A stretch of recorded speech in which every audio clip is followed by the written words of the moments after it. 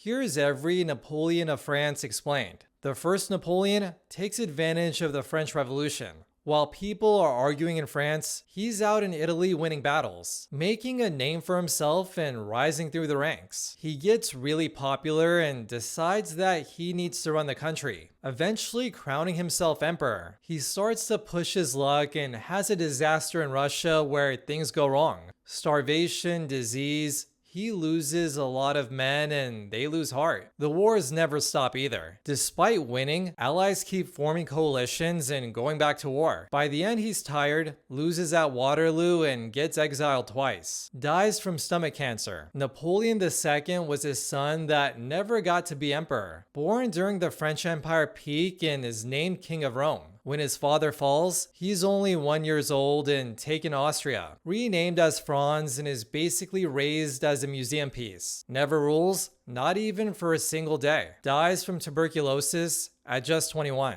A Napoleon only on paper. Napoleon III was the original's nephew and was pretty funny. He wants to overthrow the government but fails. Kinda like a cartoon villain. Gets jail time and then exiled. Then in 1848, he wins an election, dissolves parliament, calls a referendum, and names himself emperor. Surprisingly, he's a good one. However, Prussia becomes stronger and stronger and war becomes inevitable. He loses, gets captured, and his empire falls apart. Dies in exile, just like his uncle.